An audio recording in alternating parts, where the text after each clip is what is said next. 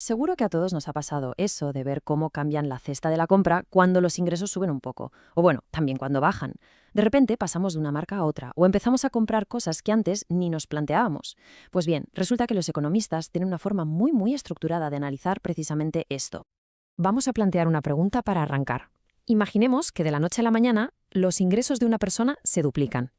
¿Qué cambiaría exactamente en su próxima visita al supermercado? ¿Compraría el doble de todo, sin más, o su lista de la compra sería completamente diferente? Esta pregunta, así de simple, es la clave de todo lo que vamos a ver. En esta primera parte vamos a poner los cimientos. Para un economista, esa pregunta sobre la lista de la compra no es una simple curiosidad, para nada. Es el punto de partida para entender el comportamiento de quienes consumen, y para eso usan unas herramientas muy específicas. Y la herramienta fundamental es la clasificación. Para entender por qué compramos lo que compramos, el primer paso es agrupar los bienes. Pero ojo, no por su color o por su tamaño, sino por cómo reacciona nuestra demanda cuando cambia nuestro poder adquisitivo. Venga, vamos a meternos de lleno en este sistema de clasificación. Aquí es donde empezamos a ponerle nombre a esos patrones que seguimos, muchas veces sin ni siquiera darnos cuenta. Empecemos por lo más intuitivo, lo que casi se explica solo. Un bien normal. Es exactamente lo que parece. Si los ingresos suben, se compra más de ese producto. La relación es directa, positiva. La gran mayoría de las cosas que consumimos, pues, entran en esta categoría. Y lo interesante de esta diapositiva es cómo lo visualiza. Esta línea que va hacia arriba lo deja clarísimo. A medida que los ingresos, que están en el eje vertical, suben, la cantidad que se compra en el eje horizontal también sube. Pensemos, por ejemplo, en fruta fresca, en ropa de un poco más de calidad o en ir más al cine. Pero ojo, que aquí viene lo contrario, y esto es fascinante. El bien inferior. Es un producto que compramos menos cuando tenemos más dinero. Y no es que el producto sea malo, para nada. Es que simplemente lo sustituimos por otra alternativa que nos gusta más y que ahora nos podemos permitir.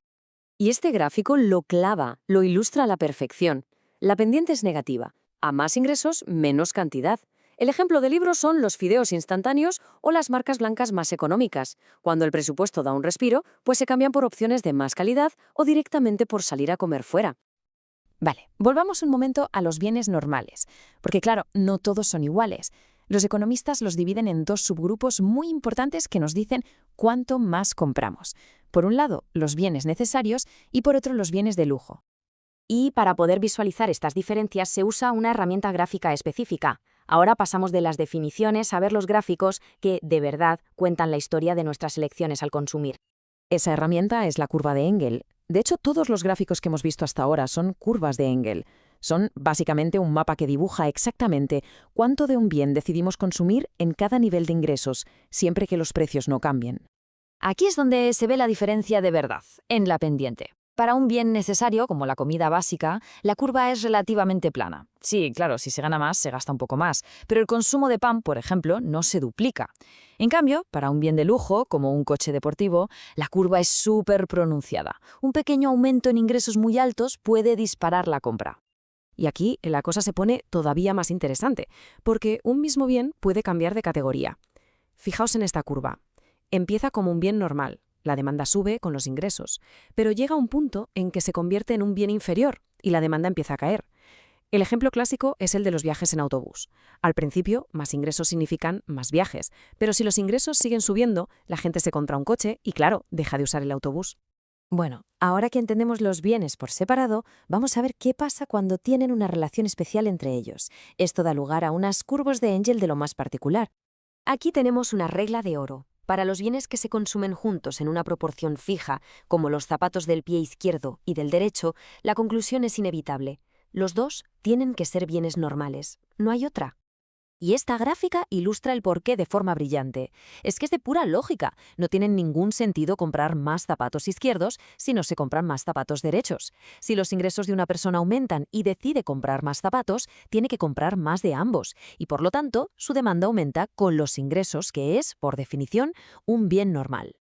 Con los bienes sustitutivos, la historia es completamente diferente. Un aumento de ingresos nos permite comprar más refrescos en general, vale. Pero la elección entre uno y otro no depende de los ingresos, sino de cuál de los dos es más barato en ese momento.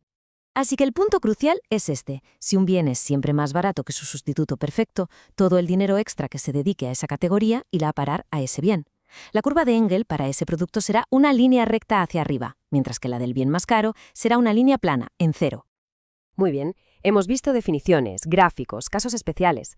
Ahora toca unificarlo todo, porque si algo les gusta a los economistas es resumir estas relaciones tan complejas en una sola cifra. Una cifra elegante. Y esa cifra mágica es la elasticidad de ingreso de la demanda. No es más que un número que nos dice, en porcentaje, cuánto cambia la cantidad que compramos de un bien cuando nuestros ingresos cambian un 1%. Es una forma increíblemente potente de resumirlo todo. Y esta tabla es el resumen perfecto. Si la elasticidad es negativa, menor que 0, es un bien inferior.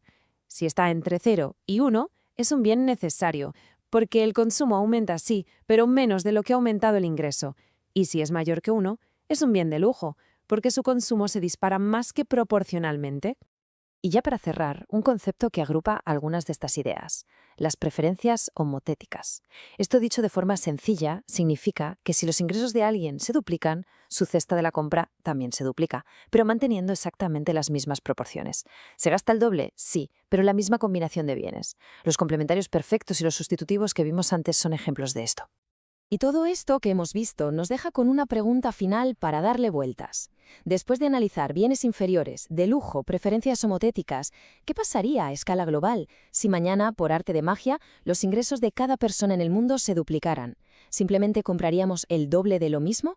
¿O la estructura entera de la economía mundial se transformaría al cambiar miles de bienes de categoría? Ahí queda la reflexión.